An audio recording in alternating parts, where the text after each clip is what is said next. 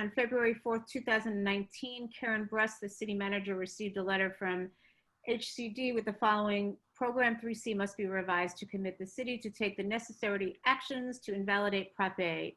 What would you do on receipt of such a letter? I know what I would do. I mean, first of all, when we got that letter, I consulted with 3 different attorneys, all of whom agreed that HCD was far overstepping its authority. There are other cities in the state that have a Prop A, same right to vote requirement on housing element updates. The state's not going after them. So we got to this point, not because of Prop A, we got to this point because of our failed plans.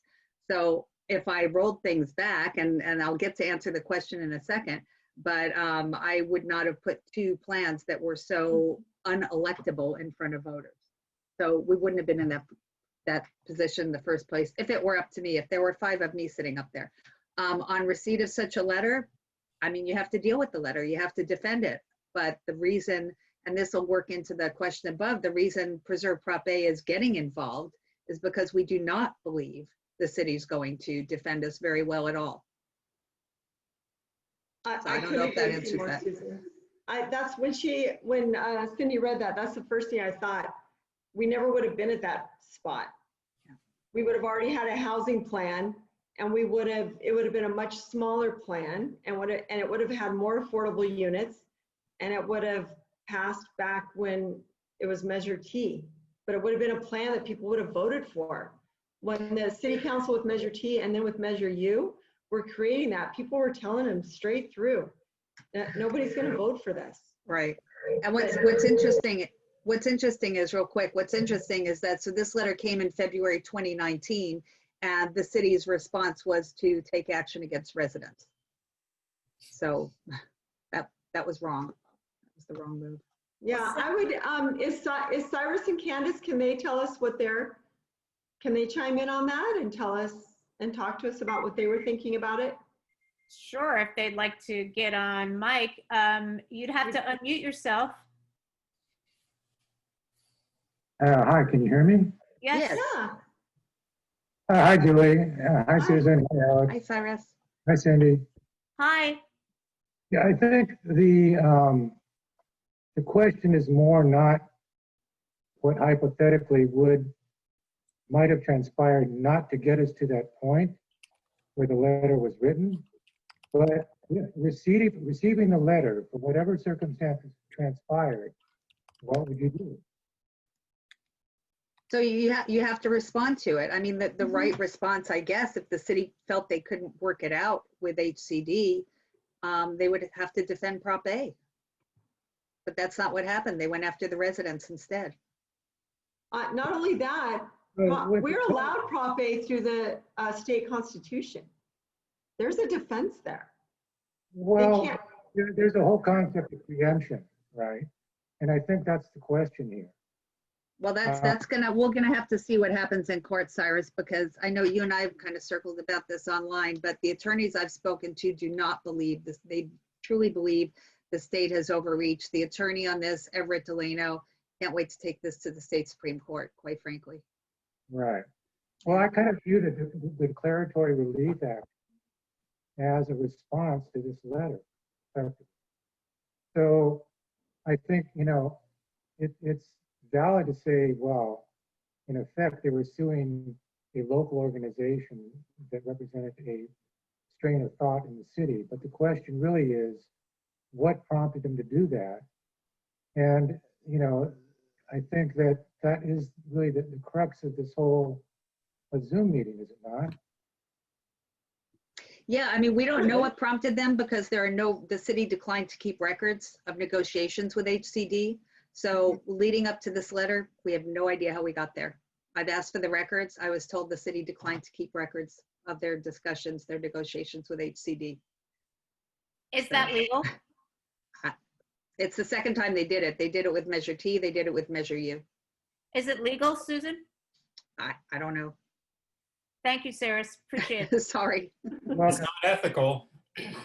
Yeah, it's unethical for sure. Good point, Alex. Yes, well, we seem to have a rash of that. Someone had asked about if there was any updates on Streetscape, and I saw something on Streetscape. Do you guys have any insight as to how that's moving forward? I've gotten some comments from people who live there that they're really happy to be getting a crossing.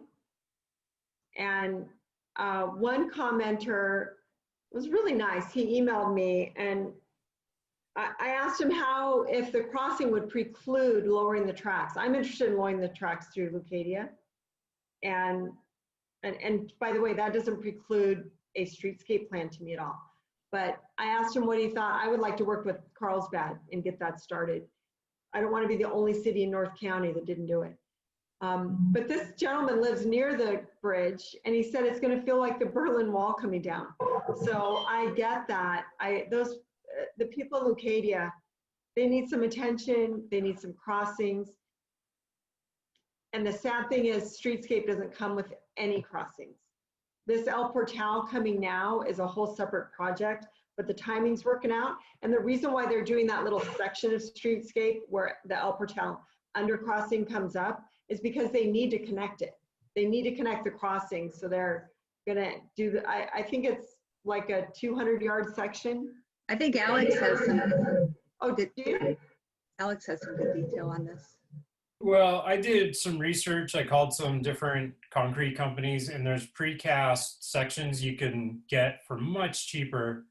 They could take on a weekend during a lull in traffic, they could take the tracks off, put in these precast rings that are flat on the bottom, and put the top back on in about 48 hours. And it won't cost $15 million or $12 million, that's for sure. I think it's 13 million right now. And that area by the school is also really well known for the flooding. So I'm not quite sure how that underpass is gonna work with that. I hate to see it turn into the Paul Eckie swimming pool, but yeah, we need more safe crossings throughout Leucadia. And it's a good start, but I don't think it's the right plan. Just like I don't think Streetscape is the right plan for the cost. If you combine Streetscape and the undercrossing, you're almost at $100 million. That's pretty much your down payment. That would probably be our city's portion of lowering the tracks after you get federal money and rail and all that. So it's short-sighted and again, lacking vision, true vision for the future. I have a question for the others on the line, if I can hop in. What do people want to see in candidates? What do they want to see at the city potentially changing, or just curious what most concerns the folks on the line here? Well, I'm a resident and I'm concerned about overdevelopment and traffic. Yeah, I've been talking to a lot of people in North Leucadia. Just the hotel project has given us a little preview of what one lane will do to 101. And the cut through traffic that goes to Vulcan backs up. Then the people start trying to zigzag through the interior neighborhoods. It's creating a lot of problems. And it was actually predictable, honestly. But if it just seems like this current council's playing checkers and we need to be playing chess and looking 10 moves ahead. We need to have a 15 and 20-year plan, not let's get elected again. Yeah, and is that one woman that, I'm sorry, a woman contacted me from the north end of Leucadia, and she sent me a recording of the cars racing up her street because they don't want to go on. Is it La Costa they don't want to go on? Or I think it's La Costa they're trying to. Yeah, so 101 backs up, then people take Vulcan backs up, and Vulcan's almost a blind curve the way it's constructed between 101 and Vulcan. So then people start going up Andrew, Hillcrest, Sheridan, and it's a mess. They just put in some new stop signs, which is a good start. Probably need speed tables, but people are just running the stop signs. it's really bad. So someone's going to lose a pet or a child, and there's no one to blame but the current council, because they're not predicting these. North Leucadia is going to get bombarded with density projects. It's way worse than the Goodson project, and it's just passed down along La Costa and 101. We don't have the carrying capacity for that. This town does not have the infrastructure, and we aren't beefing up infrastructure either. So none of it makes sense. There's no big picture at all. And Quail Gardens, with all of the projects pending potentially there, we're already seeing extensive traffic on Leucadia Boulevard.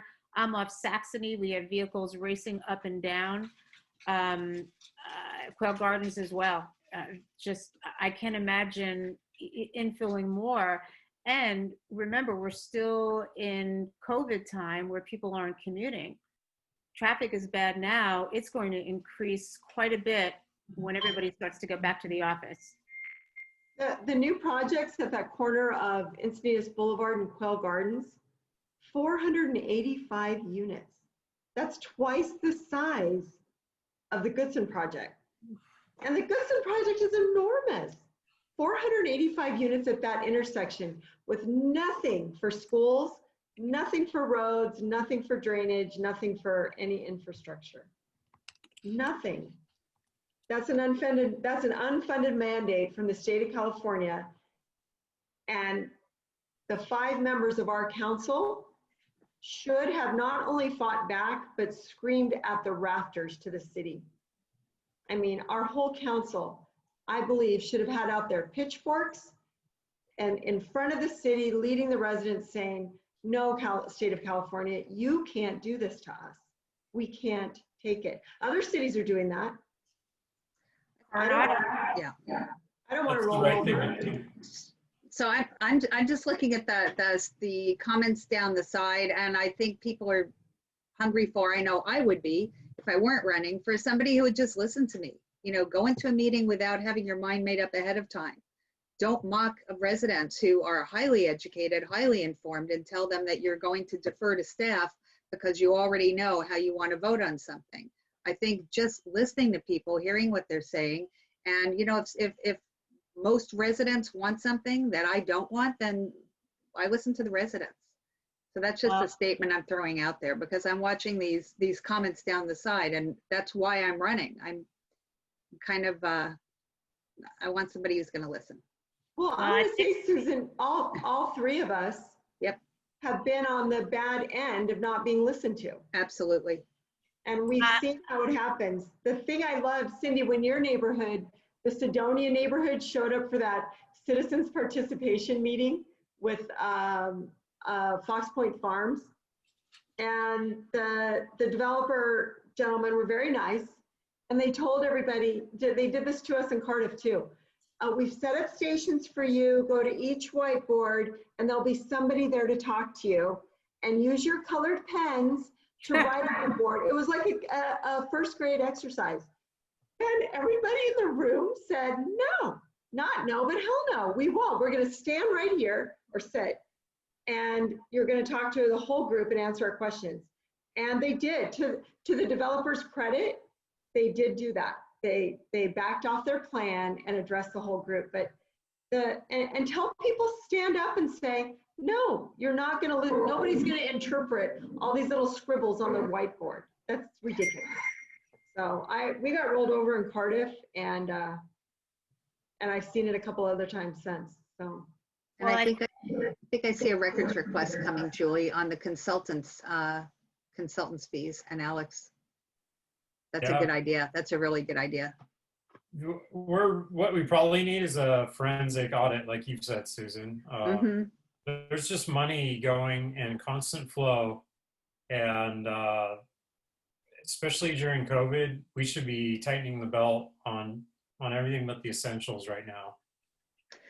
Absolutely. I have a friend, a fellow down, well, you guys know him, Rich Schiavi, down on La Mesa Street in Old Encinitas.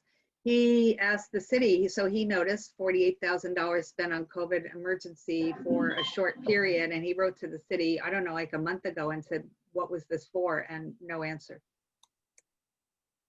Uh, Yeah. That's not good. Yeah. I heard Lance Cummings has a question. Oh, great.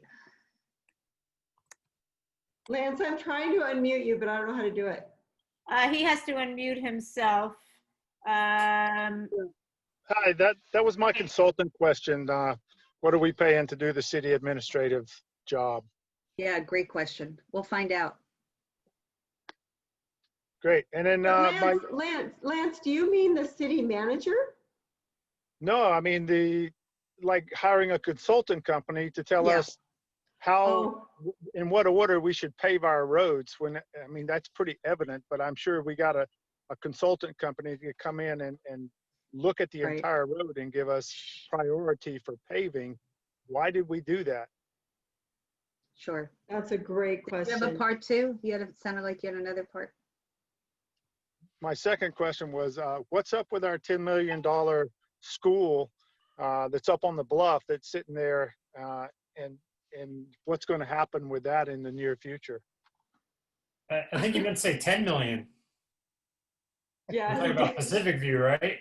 yeah. That's Yeah. Well, interestingly enough, Lance, the arts board that was in charge of it, now there's a couple developers on that arts board. I'm just gonna leave that out there. And they're all figuring things out. There was a council action on it, but I didn't look it up. By the way, probably everyone on this call knows, it's exhausting to keep up with it. Because information isn't forthcoming. The city's website is not easy to navigate and find stuff on. I swear to God, I think I'm gonna take that thing over myself. Just kidding, I won't. After November. So I have another question because we touched on it briefly. So what are we going to do about schools or the lack of schools? Is there anything slated? If they're building all of this infill and there's no additional schools, are we talking about busing children to different areas? Who's going to absorb all those kids? Well, this goes to John Eldon's point about not the infrastructure not keeping up with the development. Mhm. I spoke to at San Diego Union High School District, the high school district board member, and she said the district has to absorb the kids no matter what, and they have to keep a fund to pay for that. So if they put up trailers in in a playground, well, not in a high school, but they'll add portables to take them on, and they'll hire teachers. But typically, outside of the state housing unfunded mandate, if a developer was coming in and going to add 485 units to the area, part of that permitting process would be, what are you going to give us back, developer? And he would do something for the schools, and he would improve the street out front. And there's probably someone on this line that knows more about what they would do. But we're getting none of that, none of it. And by the way, the schools will ultimately be reimbursed for it as the property taxes kick in on the developments. So the school board member wasn't overly worried, but she said it's going to add a lot of chaos. Take the example, the one by you, Cindy, of those 485 units. A lot of those kids won't get to go to the school that the other kids go to. They'll be shipped all over the city. So more traffic, basically. Yeah, perfect. And Gail Flores just made a note here. Currently, SDA has many classes with 40 plus students. How can they absorb more? Oh no, it wasn't like that when my kids were there. Oh, that's awful. Yeah. Oh, that just adds more chaos. But I think her point is that if schools are at capacity, even the schools you want to ship them to are not going to be able to take on more children. Yeah. And what if it's a high school? Are you going to get shipped down to Carmel Valley? I mean, if SDA, because down where Torrey Pines, down where Torrey Pines is, they're not getting all these housing mandates. So if LCC and SDA are full, are kids going to think they're going to that high school, but yet they're getting taken down there when they move to this development? And why don't they have the housing mandates? Why is it just us up here? Well, Torrey Pines High School is in the city of San Diego. And I don't know where the city of San Diego is choosing to put their high density, but I doubt if the people around Torrey Pines are allowing it. There's cities in our state like Palo Alto, that there's no high density going in there. How is that? Well, that's Yeah, where that's where the politicians live. Right. Yeah, and other towns, they negotiate down to R20 from R30 to, as a more, Yep. to fit in the size of their town. We're considered urban because we're adjacent to the city of San Diego. We're not urban, not at all. Now, John Eldon just typed, Yep. SB 1120 is trying to densify everyone. Is that one of the two that made it for signature?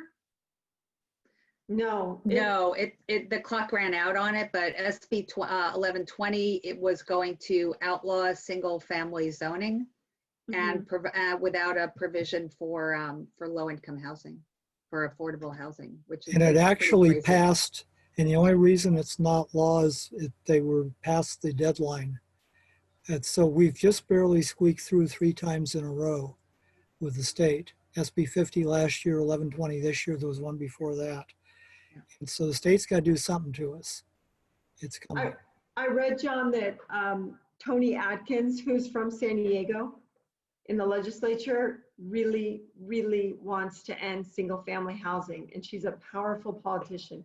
That's because her wife's a damn developer. No, she's part of the problem. She and Weiner, but we have 2 people with no family, no kids, urbanites, and they're trying to dictate on the rest of us that have Well, kids.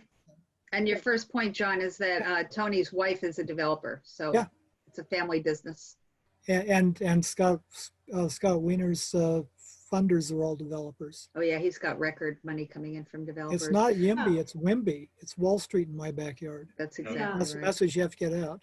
Yeah. Yeah, the state of California is very aggressively trying to take over our cities. And there are other cities working together. We're not. Just like on the board of Sandag, there's, what's my number? Just like during COVID, we never partner with anyone. We're out there cowboying it alone. Yeah. So there's on a the- great group. Oh, Go ahead, sorry. please. I was just gonna say, there's a great group. John's a member. Alex, Julie is a member. My husband's a member. Called Livable California, and they Thank you. actually are standing up to the state. And they're made up of cities up and down the state. There are about 150 people on a weekly call. So there are folks out there who have some influence, and we 3 unelecteds have joined with them to see what can be done. I've actually been a member over a year. My husband's been a member a couple of years. John's probably been with them from the beginning. But the point is, there is hope, and we're among the people who are helping us get there. Jessica had a question. If you guys Okay. have any relationships with Tasha or any of the other state representatives. I don't. No, although Tasha's been giving us some good votes. I think John is starting to, let's see, Nix the 9 organization, that's right, and he's been in touch with Tasha. So she's actually been giving us the right votes against these bills, and I just haven't contacted her yet. Yeah, I have to give Tasha kudos for that. And also, she submitted a bill to once and for all preserve San Onofre State Beach. And I can't believe no one hasn't done it prior. So I really applaud her for that. I didn't know. I'm glad to know that. And so some of the, you know, what I find here in this particular state, when Sacramento wants something to happen, no matter how many times it gets pushed down, voted out, resistance from the people, it always ends up getting pushed forward again or on the ballot. They push and they push and they push until it gets done. How do you stop that? Can you? Change Well, your the voting cities- patterns. Yeah, and the cities are waking up. I'm very hopeful, but our city needs to have people in charge that will hire an attorney that believes in the sovereignty of a city to make its own land use decisions. I don't believe our attorney believes that right now, because some attorney agreed with our mayor and the council to sue the residents. An attorney went along with that. So it's so egregious. It's just shocking to me. And I'm so heartened by all the other cities that are joining together and fighting back. I just read a letter today from the city of, I think it's Lakeview, California. that their city made a proclamation and started or they're working on getting their residents to join them, and they're calling it a coalition, and they're talking to other cities, and they're working it. It's not, a city has a right to pick how it wants to grow. This isn't about affordable housing. This is about forcing density into cities so the developers can make a lot of money. And Julie, I think that many people agree with that. And I'm going to start to wrap up the meeting, but I want to cover a couple of things. One is each and every one of you, keep active, keep fighting, get the word out about our candidates. They're all willing to do meet and greets, and they're all needing some campaign donations. If you need a sign, contact them through their websites. If you have any questions, you can contact them the same way. You can contact me as well. And keep tuning in so we can all become educated, so we can become more proactive. We'll have the meeting up on YouTube as soon as we get it fiddled out. And look forward to speaking with everybody or seeing everybody again next week. Do we know what we're planning next week? Yes, we do. Yes, I'll let you wrap up with that.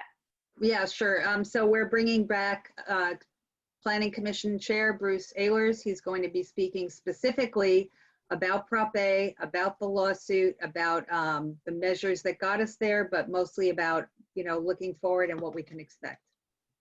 Excellent. I'm looking forward to that. I always enjoy chatting with Bruce. He is a wealth of knowledge. Thank you, candidates. Thank you, audience. And everybody take care, and we'll see you next week. Thank you. Thanks, everyone. Good night, Thanks, everybody. Thank you. Good night. Thank you.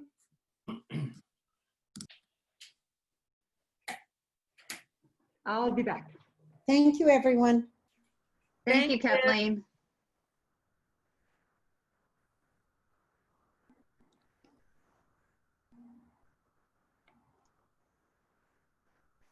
Oh, Susan, I'll see you next week on Zoom. Okay, Kathleen. In fact, I'm just putting it on the calendar right now. Yay. Thanks for coming, Kathleen. I'll talk to you soon. Sounds good. Take care. Thanks. Bye. Bye-bye. Thank you. Bye.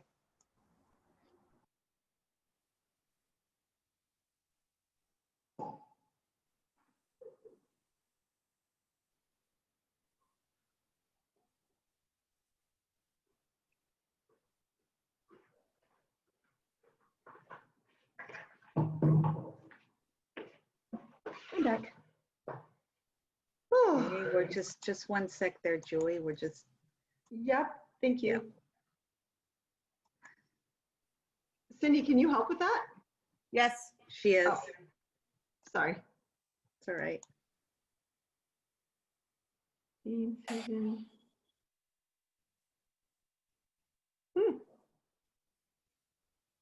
Do we lose Steve? Yes. And it's getting dark early. My natural Yeah, light. thank God, so I can Good have point. that shining here. Are Okay, we we free? good? Julie, Cindy, Alex, Susan, Dean. Where'd Steve Miche go? Did we kick him off? No, he's Dean. He is? Steve No, is Dean? no, Well, Steve. I'm Dean. Oh, you're Dean. Oh, he was you. I'm the real He was Dean. you. Well, he could dial back in. Hi, Dean. He could dial back in. All right. Kevin, you did a really good job. Yeah, Yeah. thank you, Kevin. That was You awesome. made a very complicated, frustrating thing, and you kept your emotion out of it, and you laid it out really well. Did you guys hear the law that just got passed that Wiener wrote? Which one? That you can have sex with a child if you're within 10 years of them? Oh, yes. What? Did that He Are pass? was you psycho. joking? No, No. You're joking, right? not joking.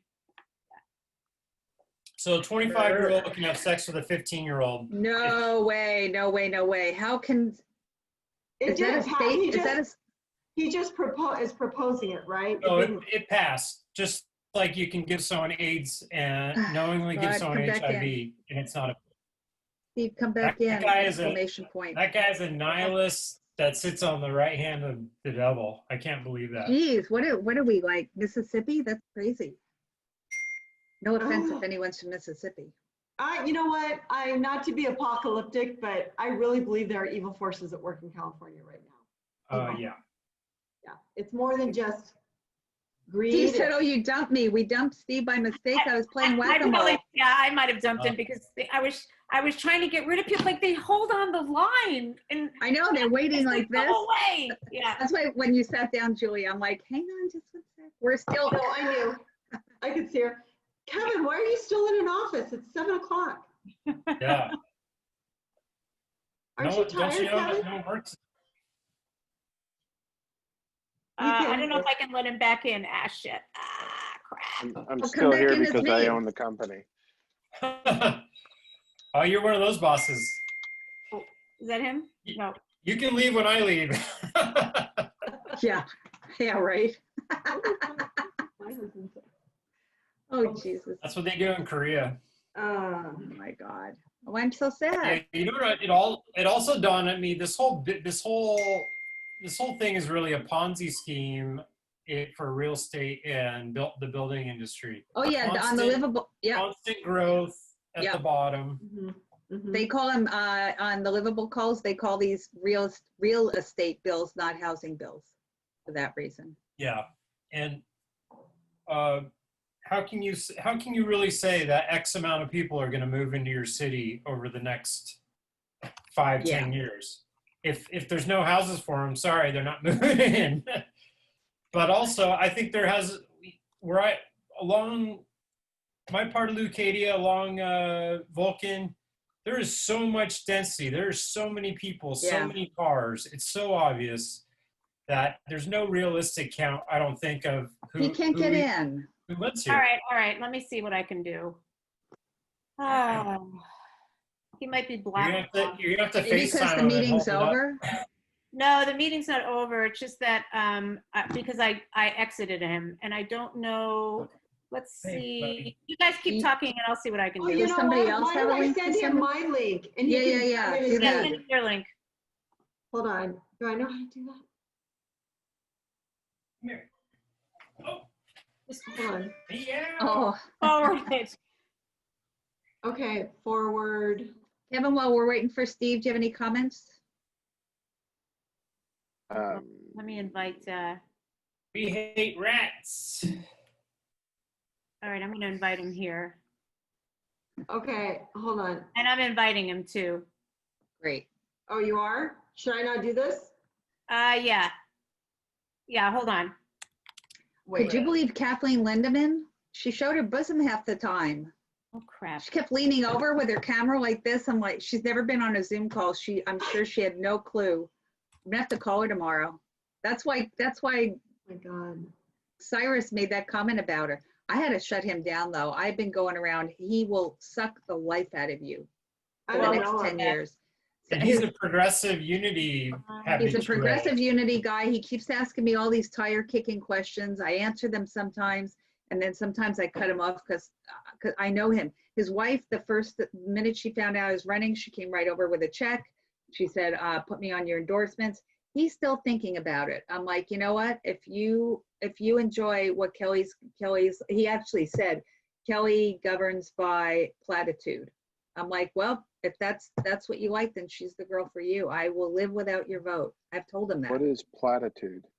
Platitude means is like, it's like Tired, a, overused cliches. it's like a meaningless statement of let's all get along together. That's a platitude. Like, wouldn't it be wonderful if all cars had no exhaust? But it's Yeah. not real. It's just like this idea, this wonderful thing. She's a Platitude. What's the Leucadia Eloy. Huh? Well, I'm going to say something I wanted to say. I was waiting for Steve, but Yeah, he's here. No, it's not. Sorry. It's Okay. a remark or with a moral content that's been used too often to be interesting, thoughtful, or meaningful. Thank There you. you go. Sandyag, our Measure U that we have our 15 upzone sites came from the last housing Yes. cycle. But there's a Yes. new one starting in 2021. Correct. And Sandag last year, or the year before, last year, started planning how many houses they have to distribute through the county for this upcoming housing cycle.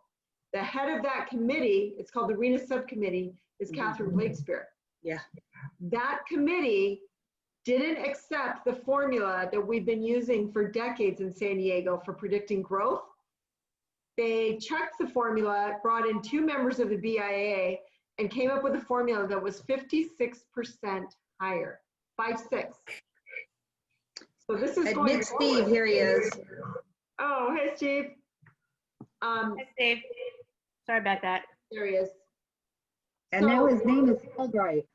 So this RENA subcommittee chaired by Blakespear for the going forward housing it's because of the actions of that subcommittee that the city of Coronado is suing Sandbag.